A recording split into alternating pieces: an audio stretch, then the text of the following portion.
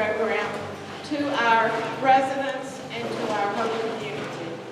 Our goal is that you will leave here tonight knowing more about your community that you have chosen to call home. I'd like to now introduce our special guest, Bobby Franc Edmonds. He is a local author, historian, and former owner, editor, and publisher of the McCormick Messenger and life residence of McCormick County. He is the recipient of the Order of the Palmetto.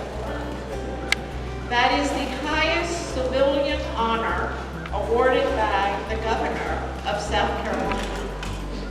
Thank you, Bobby, for participating in our History Night.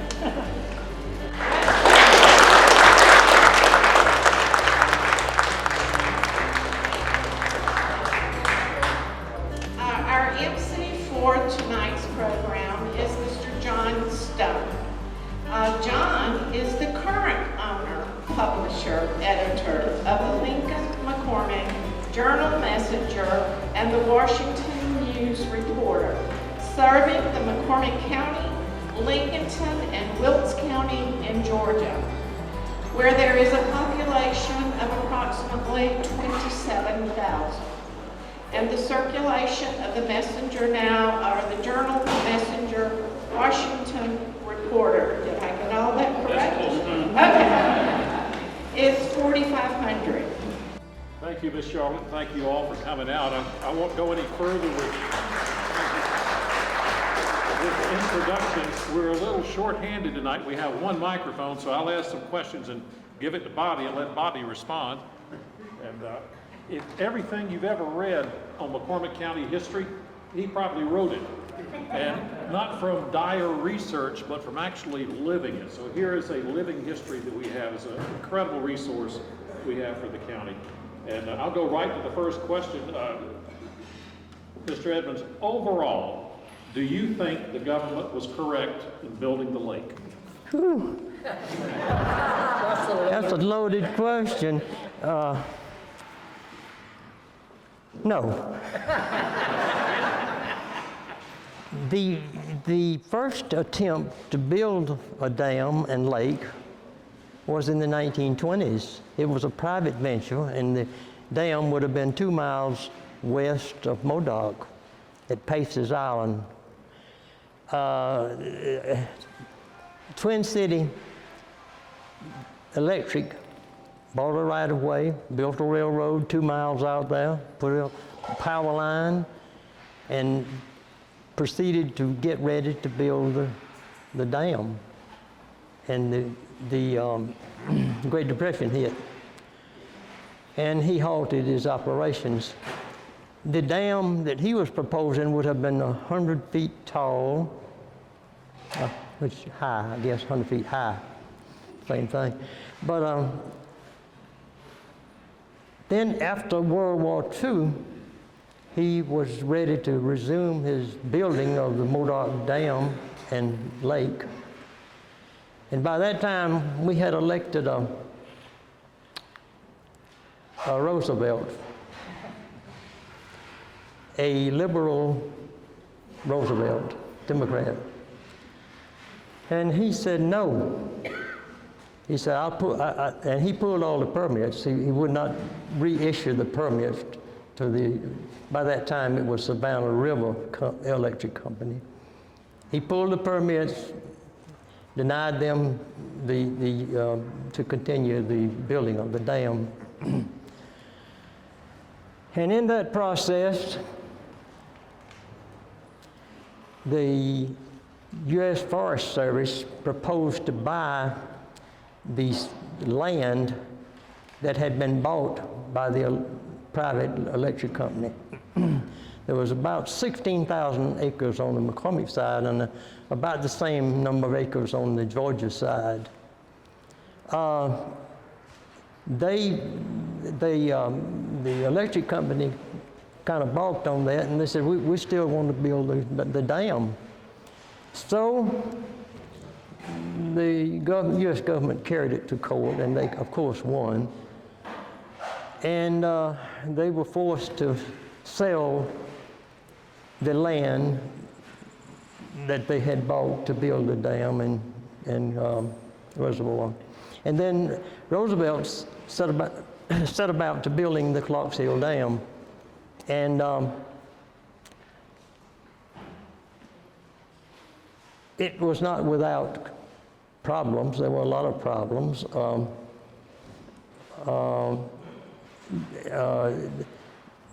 Actually, this Twin City and eventually the Savannah River Electric Company were subsidiaries of Georgia Power, which was a large power company, and Georgia Power carried it back to court. And the court ruled against them.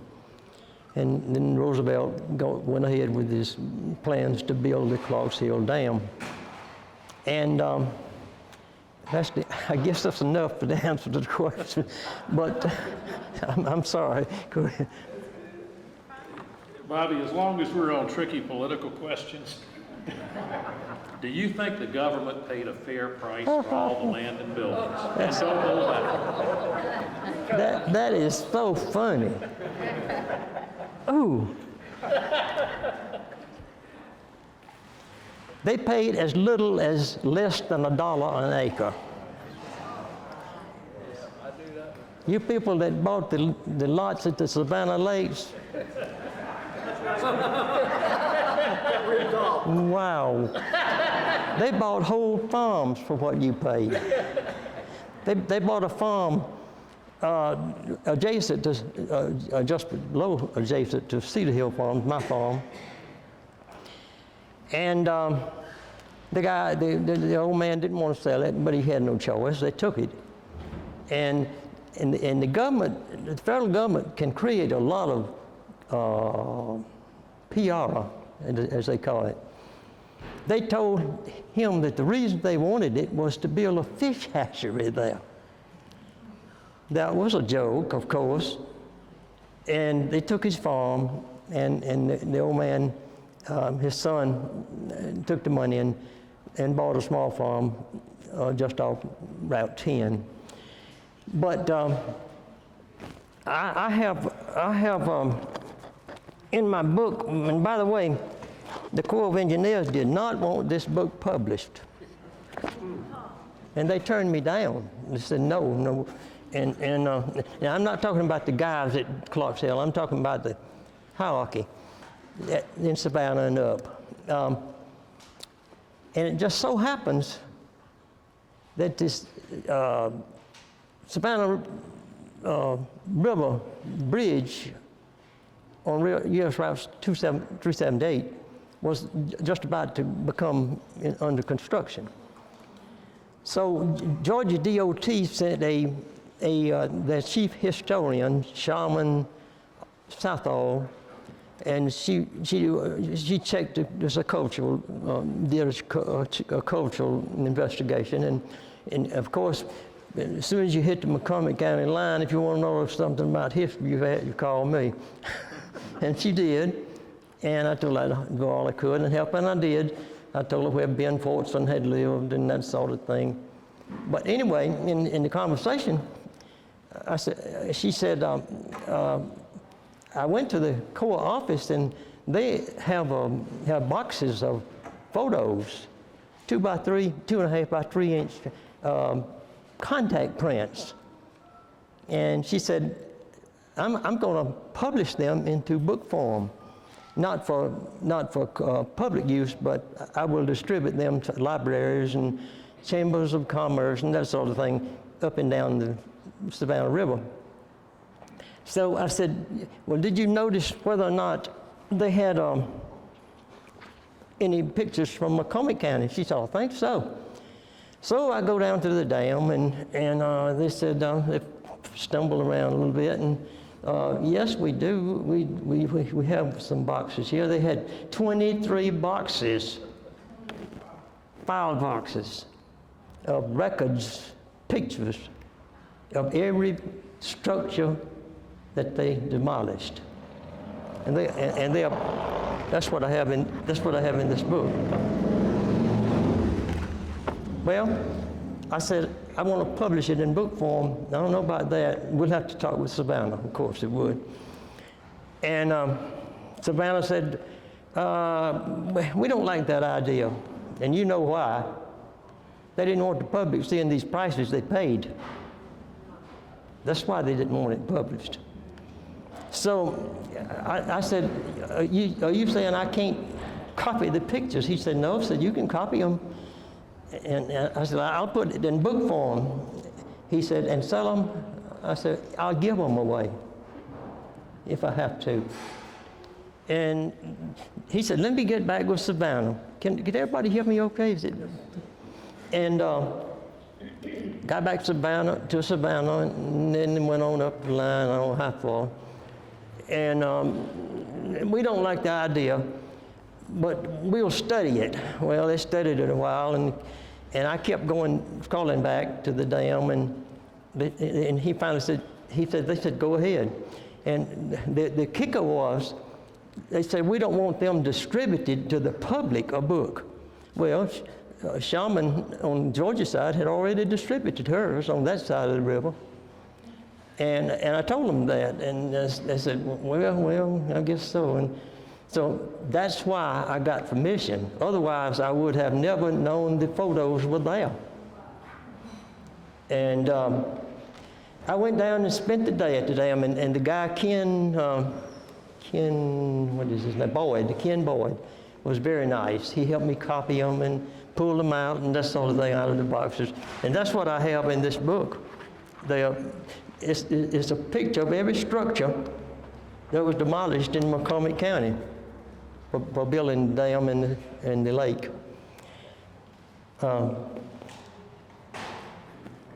Next question. Next question follows right on what you're talking there. When Egypt built the Aswan Dam, they saved the Temple of Luxor, and similarly, when this dam was built, is there any one or more pieces of property that the government actually could have and should have done more to save from destruction that you could point out? Yeah, Port Charlotte on the Savannah River. They carried a dozer in there and pushed up a little pile of stones out to the edge of where the water would come through, and that's all they ever did. We got a Smithsonian diagram of the fort, which was good. But no, they didn't do anything, and they could have. They could have rebuilt the fort, and they would in this day, but we didn't have any clout. What fort was that? Fort Charlotte was the first overt act of seizure of property in the colonies in the American Revolution. Very significant. And if you've read much of history, you know that in the upcountry, the sentiment for going to war with Britain was not favorable. The Tidewater was carrying that along. The people up here said, you know, we've never heard of King George and all that bit. The people up in here were poor, but this seizure of Fort Charlotte was significant in that it woke up these Scots-Irish people, and it got them stirred up. Andrew Pickens became a general, and he enlisted his friends, neighbors, all the Scots-Irish. And by the way, at the beginning of the American Revolution, 90% of the population in the upcountry was Scots-Irish. And if you got them roused up, they were trouble. Thank you, Bobby. Knowing today's growth and future expectations for McCormick County, and also on both sides of the lake, should or could the lake be expanded? I hope not. I truly hope not. I don't see how it could be. I guess it's possible, but no, I don't think so. Personally, no. We've seen enough. After all these years and 15 books written, what would you consider as your most interesting historical hidden gem about the McCormick County area? The people. The people. Country people. Is what, when the people that came here to Savannah Lakes, Lady Kay, my wife, and I had retired, and we were running a seafood restaurant on South Main. And they continually, they would come into the restaurant to eat, and then they were buying lots, and that was during the 90s. And they told us what they found is what they didn't have in the North. They found you don't have so much snow, and you can sit on your porch at night without getting mugged, and they like that. That's what they told me. All right, we'll move away from the lake for a minute on just some other remembrances that you have here of McCormick County. Your longevity has given you the unique perspective of remembering when towns like McCormick had far greater parity with the large metro areas. So we'll touch on 4 different areas. What can you tell us about passenger rail service in downtown McCormick? Well, there were passenger trains that came through McCormick and, of course, stopped. And what we call in that day drummers were salesmen that sold his products. And the drummer would rent a space in the hotel on the west side, I guess, of the railroad, and sell his wares. And to the merchants, they would come into there and buy the wares. And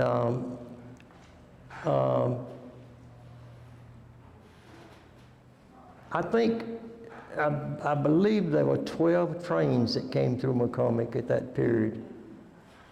And of course it kept decreasing and decreasing,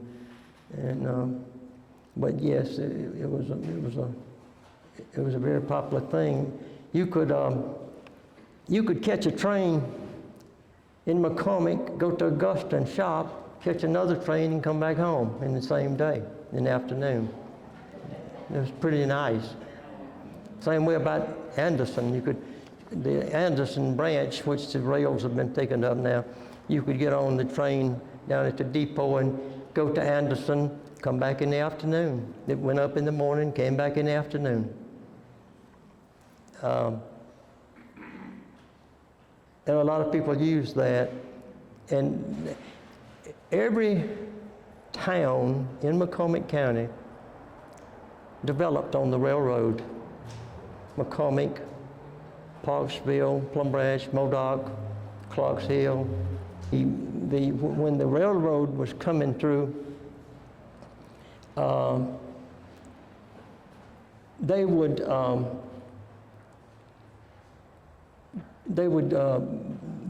offer to build a depot in their town and furnish it and provide it for the railroad to use, and they did. But yes,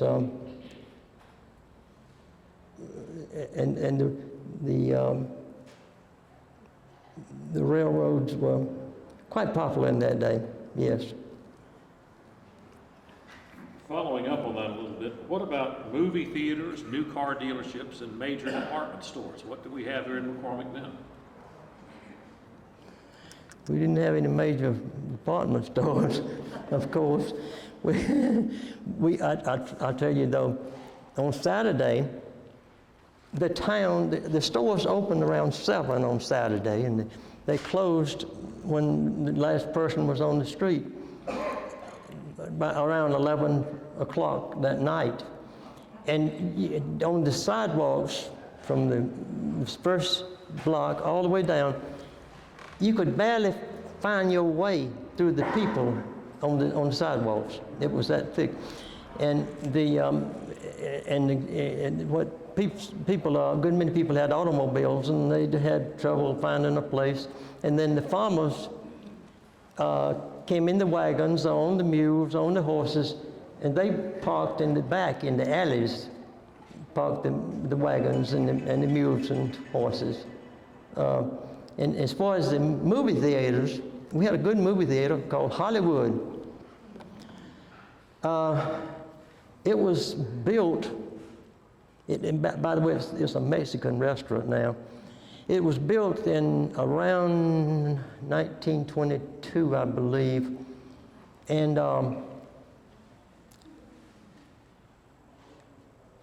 I met my wife. I first met my wife at the Hollywood Theater. I was sitting at about halfway down, and I saw this beautiful little thing smiling. She smiled and she smiled. So I asked a friend, who is that? He said, that's Catherine Gable. I said, how about find out if I can call on her? Well, the days went by, and this boy drove a school bus. He'd guess up at the highway department shop. No, not yet. So finally, she told him that I could come down on Saturday evening, May 8th, I think. And during the week of that first date, she was helping her father her mother was the fourth wife of her father, and her father was getting elderly on up in years, and after school she would come home and help him. And that week she was pulling one end of a cross-cut saw, helping her father cut cedar post. And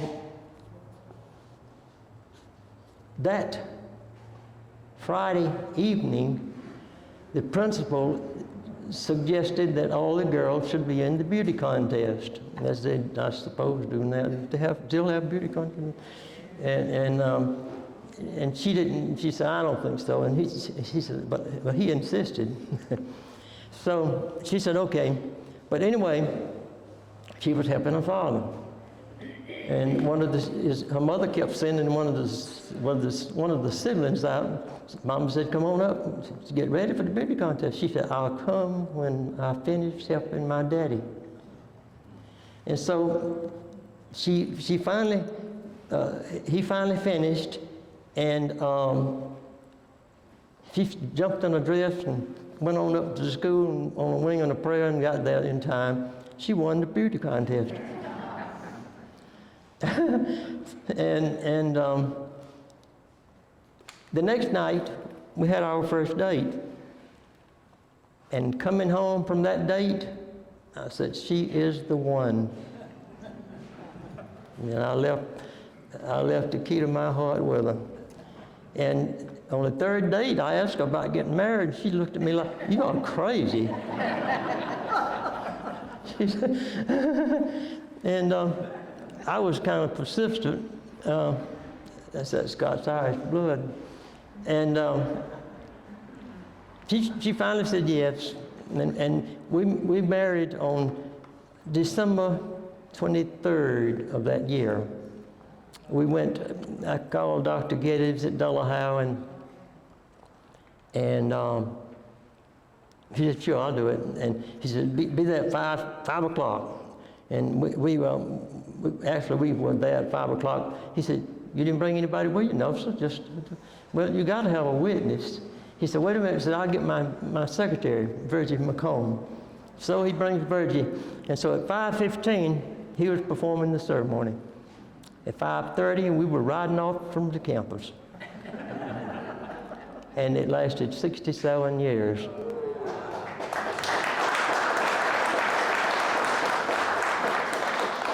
And let's see, what's the other part of it? No big stores, no. No big stores, that's it. Okay. The next question will get away from history a little bit and into the future. What do you see as a future of McCormick County in terms of development, growth, and the general community?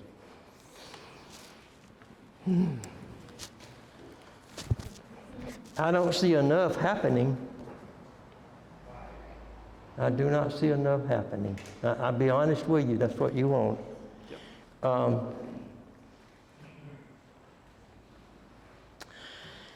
Back during the Great Depression, we had leaders in the community. The Great Depression went into World War II. All the young men went off to war, of course. And when they came back, there was not a single man who came back from the war that remained in my neighborhood. They went other places because there was no work. And they went to Greenwood, Augusta, Anderson, West Shoals, primarily to textile plants and that sort of thing. The black people had already started to making their exit. Right after World War I, the price of cotton dropped like a rock. We went into a recession, and black people checked out. They went to Detroit, Newark, New Jersey, Baltimore, where they could find work and have a house and the luxuries of electricity and that sort of thing. And by the way, electricity didn't come to McCormick in the rural areas. When I went to work with the highway department, 1954, there was a payphone at each McCormick, Plum Branch, Clarksville, and Mount Carmel, a payphone. And there in McCormick, there was a little phone system that they had on their own for local service, and that's all. And rural telephones did not come until 1951 or 52. And that was a great thing when the phones came. We lived 2 miles from town, and about 1.5 miles from the last phone on Cedar Hill Road. And I applied for a phone, and they said, "No way, you're out of our franchise. It's too far to build a line, blah blah blah, and all that." And they said no, and I said, "Well, what would it take?" He said, "It would take you paying for building the line from the end in the edge of the town on Cedar Hill Road to your home, which would be something over $1,000. I paid it. They didn't think I would, but I did, and I got a phone, got a wall phone, yeah. And I went to work with the highway department in 1951, and because of course we had a phone in the town, and the phone's set up on a shelf, and you had a zoom, zoom, you twist it like that, and the operator you hoped would answer it up in the on the second floor of the old bank building. And if sometimes you'd be getting a drink down at the drugstore or something, but you could try again. And then her mother worked the night service. Her mother stayed all night. It was a family thing that they stayed at the switchboard. And guess what our phone number was? Anybody want to guess? 5. And when if I wanted to call my district office in Greenwood, and I said, "This is phone 5," and she said, "Okay, well, you said I want to call Greenwood, so and so and so and so." And of course, in that day, You better have a good reason to call the district office, because they didn't want you calling. They didn't want to pay for the long distance call. Long distance calls were fairly expensive, whether you know it or not. I had a brother lived in Los Angeles. He was a musician. And let's see, at that time, well, he lived everywhere. He was in Los Angeles. He was up and down the Mississippi River. He lived in Tucson, Arizona, 11 years. And he didn't know you could pay on that end, I don't think, because he always called collect. And so, and a collect call from Tucson, Arizona was like $10 and something. I mean, this was in the 50s. It was expensive. And I said, don't call me anymore like that. But he did. He kept calling. But just comparatively, a lot of things are a bargain now. And I'll tell you one thing that is rural water. And you can thank Jack Gant. Jack Gant was a school teacher. He had been a farmer, a cattleman. And he got the idea that he was going to put water all over the county. It was a dream, but he did it. And he applied for grants, he got grants, and he never got paid one dime, not one dime. And water, I think my water bill this month was $45. That's a bargain, really. And at first, we had a water well pump, put it in the well, and finally got the rural water, which was, and we finally got electric power in 1951 in the country. There were just a few places that had electric power. The town of McCormick had it. They had their own system, the Commission of Public Works. And that's all. And I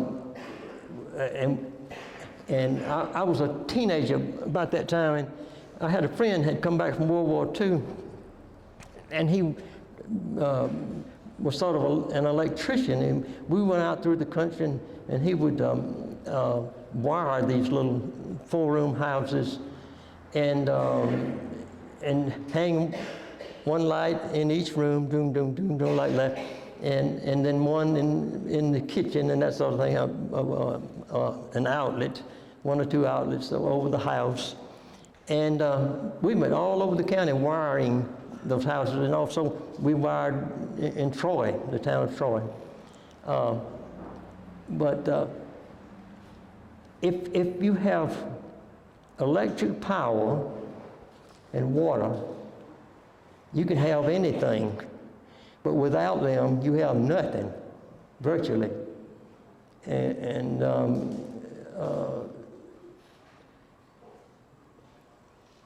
I was born in a 2-room cabin. We had a water well. Daddy had someone to dig the well. And we had the windlass, we call it, and you pull the buckets up and pull it back down and that sort of thing. And the house I was born in was a pre-Civil War house. It had no ceiling on the wall, no ceilings overhead, and an open fireplace, and you burned on one side and froze on the back side. Okay, we're going to open it up for some questions for the audience. Anybody out there have a question for Bobby? I do.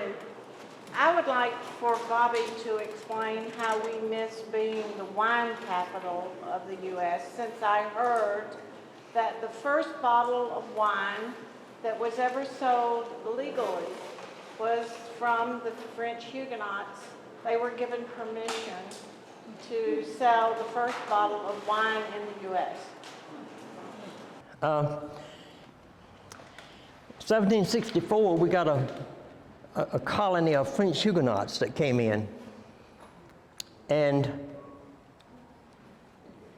Then in 1768, another colony, another group of Huguenots set out for Halifax, Nova Scotia. And that was the winter of 1767 was the coldest known record in the North Atlantic. And the ship that they were on kept drifting and drifting. They'd have storm after storm after storm. It drifted and drifted, and a lot of the people died, and they buried them at sea, of course. They finally landed in Charleston. And the governor, of course, the capital of South Carolina then was Charleston. And the governor was in Charleston, and he suggested that they join the other Huguenot colony at New Bordeaux. And they did. And St. Pierre, the guy that was carrying the Halifax group, he had also Germans. He had Germans and French. And the leader was from Normandy in France, and he was Louis de Mesnil de St. Pierre. And his idea was to establish a wine producing system that would rival France. And he set upon, he ordered his vines from somewhere in the islands, I believe. And he got started. He had his grape vineyards, and he was doing well, quite well. And he went back to England. I need to tell you, these Huguenots, they didn't go back to France. If they did, they were jailed. And the leader, Reverend Jean-Louis Gibert, was under conviction to be hanged for preaching the Protestant religion. And anyway, they went back to London, and he wanted to recruit some more Germans and French to work the wine vineyards. And he did. He brought another group over. And on his next trip, he carried wine and presented it to the Queen of England. And that was the first commercial wine produced in America.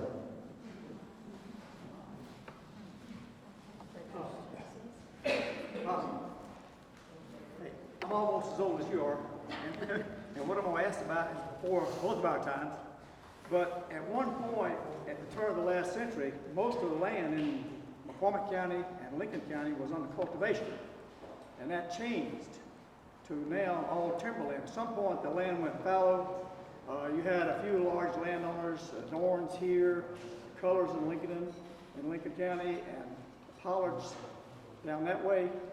Can you talk about that a little bit, how it happened and what? Yeah, I still want you to carry me on that plane ride, but I'm not going to cut those flips with you. No. During World War I, Gary Dorn and his brother Jennings had a sawmill, and the war effort, prices of timber went way up, sky high. So they kept expanding and expanding, and they would buy whole farms, cut the timber, have the farm left clear, and a profit on the timber. And they accumulated thousands of acres of land like that. So they set about we were still in cotton, and they would put tenants of sharecroppers. Do you know the difference on a tenant of sharecropper? Okay, a tenant farm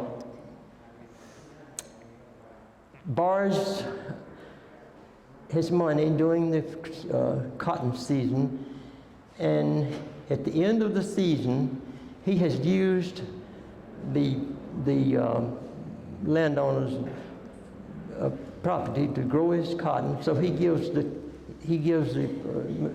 owner a half of his crop. All right, a sharecropper pays rent. He rents the farm, and then he has all of his cotton crop on it. But the problem being, he had to have money to carry him during the year to grow the crop. So he would borrow the money. So it was tit for tat kind of. But anyway, that's the difference in them. But anyway, the Dorns became very powerful. They controlled everything. They controlled the. Do I have any Dorn descendants? Yeah. I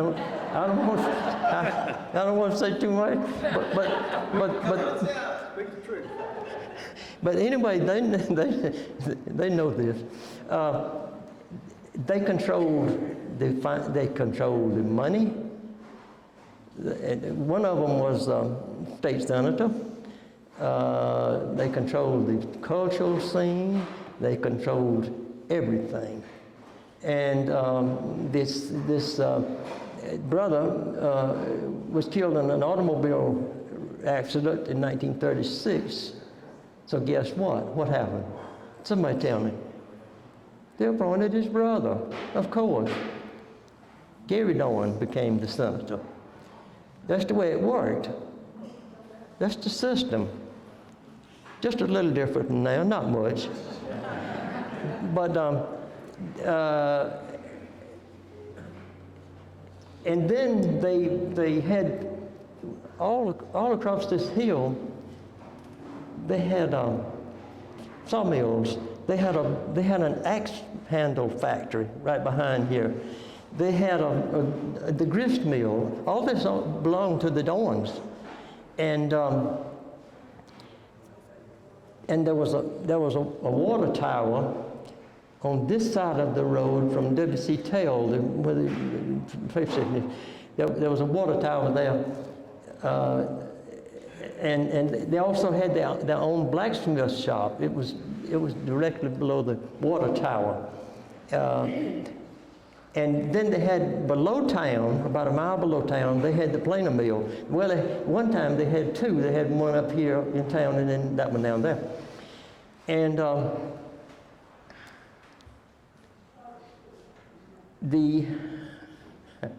going to tell this.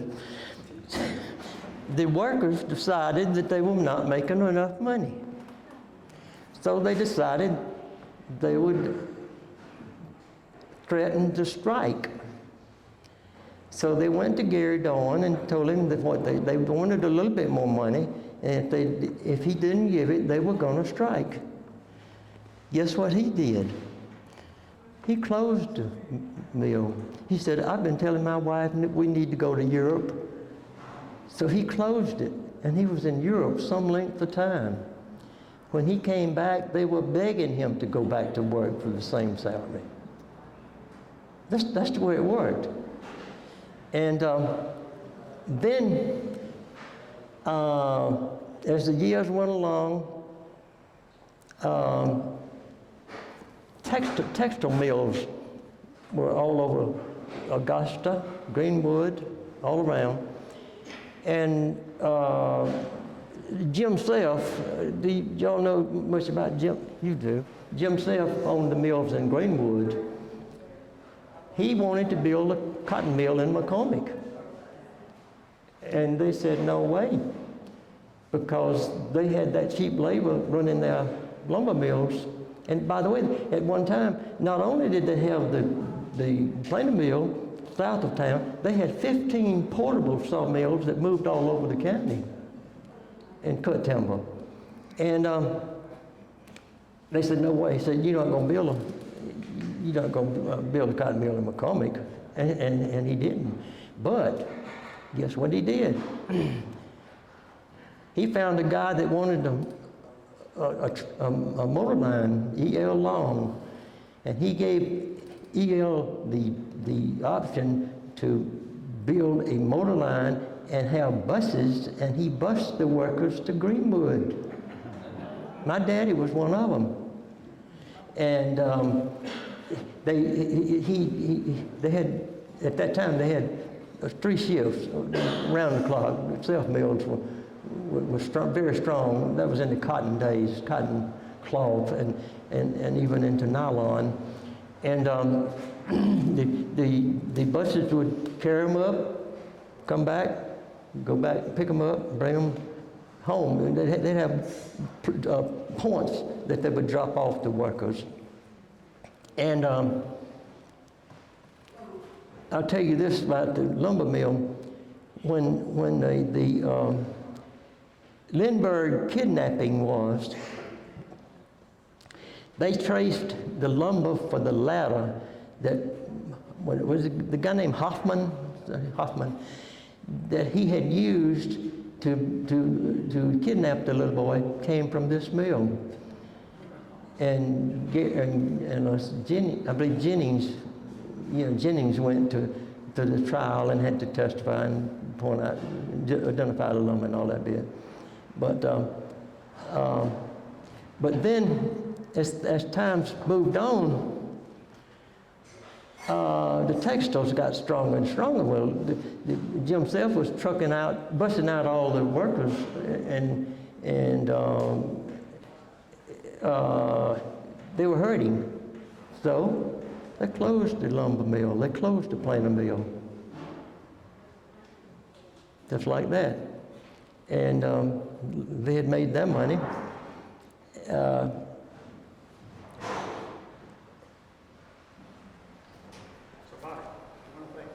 You called me a few years ago, and you said you wanted to write a history book about the history of sawmilling in this area. Right, right. Given that any more thought? I did. I included it in one of my books. Yeah, you're a little late. but I got it anyway. But that's all right. In Lincoln County, I don't know a whole lot about Lincoln County, but I do know the Culler, Ruby Culler and her husband, Cullers. Same situation. Same, the Dorn plan was just the same. They controlled everything and owned the land. Miss Ruby, when he died, I believe she owned a good part of Upper Lincoln County. Oh my goodness. Yeah. They still, her family, they still, Yeah. every time you look at the county maps, look at, some Yeah. people, somebody, one of their family members. Right. And let me tell you, if any of you people follow the GIS maps, you go and you will find these Dorn descendants, 100 acres here, 500 here, 300 here, all over McCormick County right now. Those descendants still own the land. Yeah. And you think you're going to buy some? No deal. No, I've tried. When did the U.S. Forest Service, because there's a lot of U.S. Forest Service land in McCormick County, surrounding counties, when did they come in and buy up all the land? U.S. Forest said, 1930s. They started buying, and they finally owned 20% of the county, and they do now. And the Corps owns another 20%. The government owns 40% of McCormick County. That's why I said, about McCormick County, something's got to give somewhere, because the private land is on only 60% of the county. But yeah, that's right. And they were planning. They had a plan that they called the U.S. Forest Service. They called the Little River Plan. I've got the sketches. I've got all the works that they planned, and if they had succeeded and continued to buy up the land like they were headed, they would have owned over 80% of McCormick County. And a doctor in the lower part of the county called a meeting of, what do you call it, the citizens, we call it a call meeting, but he had another name. But anyway, he said, folks, you better wake up. They've already had 20%, and he managed to get a stop on their buying. But in this plan,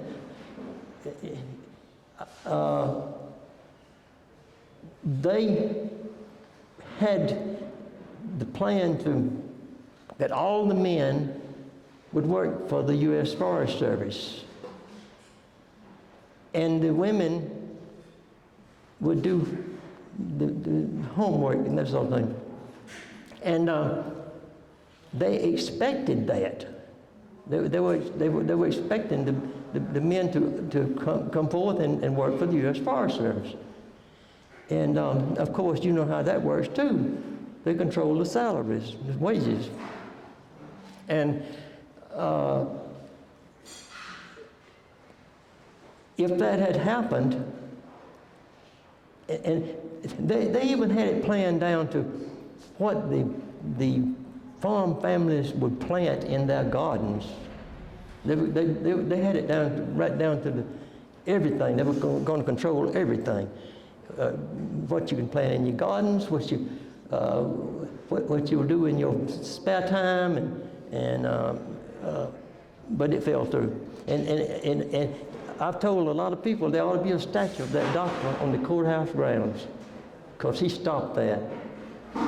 And you'd be surprised if I told you the names of the people in McCormick who supported the efforts of the buying.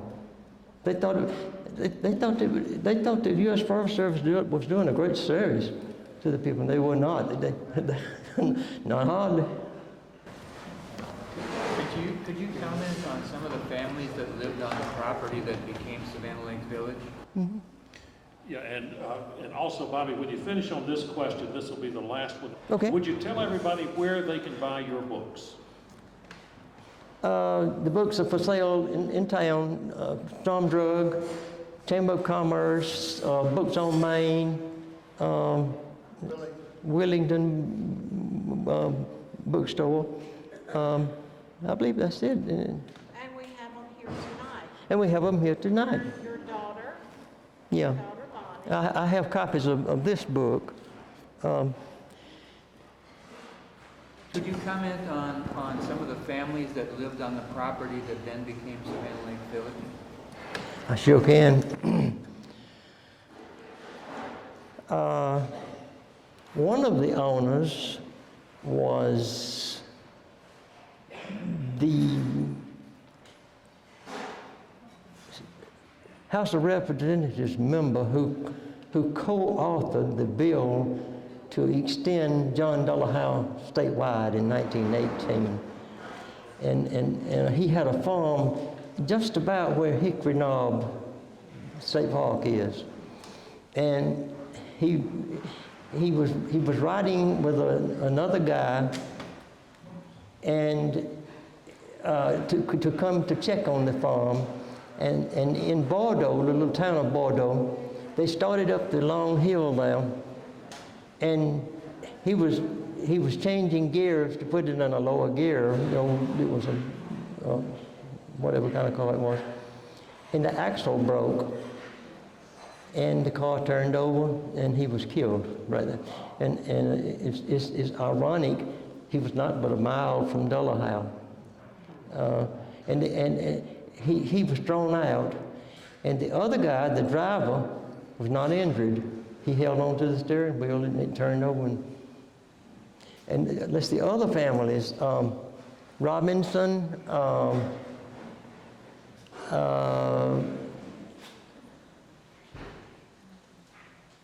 Brown, John Brown, Paul Brown's ancestor.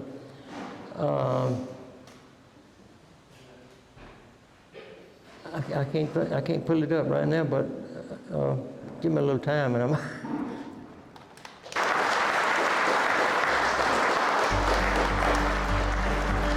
So, ladies and gentlemen, the distinguished guests, we gather here tonight to celebrate an individual whose lifetime of dedication, innovation, and unwavering commitment to the historical record of McCormick County. It has left an indelible mark on our world. It is with great honor and profound respect that we introduce the recipient of a Lifetime Achievement Award, Mr. Bobby Franc Edmonds.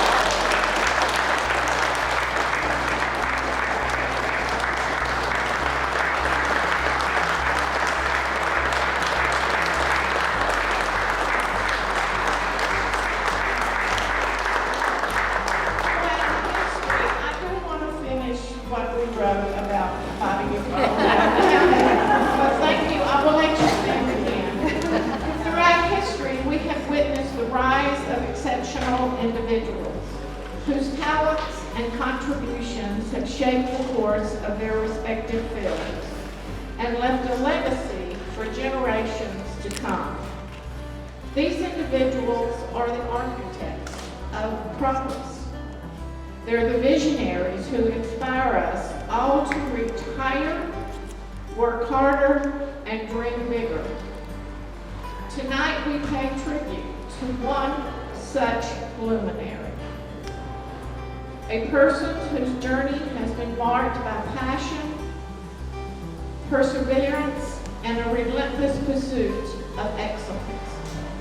Bobby's story is a testament to the power of dedication and to the impact that a single individual can have on a community and its place in the world.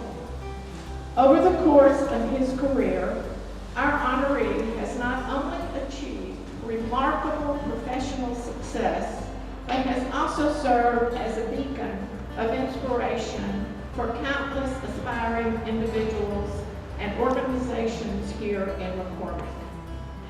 In addition to his remarkable writing achievements in preserving our history, Bobby Edmonds has also dedicated his time, his wisdom, and resources to mentors and nurture the talents of the next generation. He has given back to our community and to the world at large, embodying the true spirit of philanthropy and social responsibility. Tonight's award is not just a recognition of a lifetime of accomplishments, it is the celebration of a remarkable journey. A journey that has touched the lives of many and left an indomitable legacy. As we gather to honor Bobby, let us reflect on his vision, the power of his perseverance, and the enduring impact that his life has had on this county. His lifetime of achievement serves as a beacon of hope and a reminder that greatness is within the reach of those who dare to dream and to work tirelessly to turn those dreams into reality. We salute Bobby Franc Edmonds, whose name will forever be etched in the souls of McCormick County.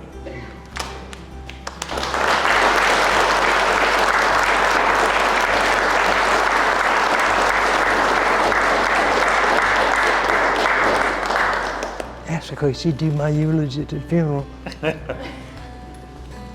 You think you could come to my funeral and do the eulogy? Did I do that?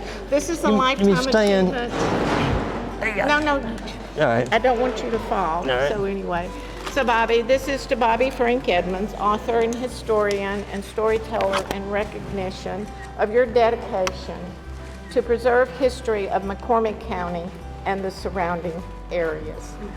Yeah. There you go.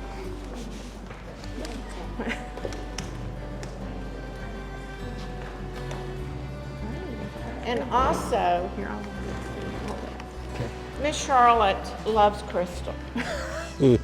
And I could not pass this up when I saw this. But this is Bobby F. Edmonds Life Achievement Award. Wow. It is the Chamber of Commerce and may you always remember me. Thank you so And I will much, always John. remember you. Thank you.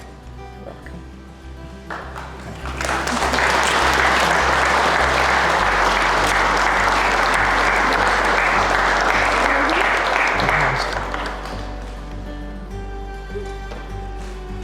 Well, I want to once again thank you so very, very much for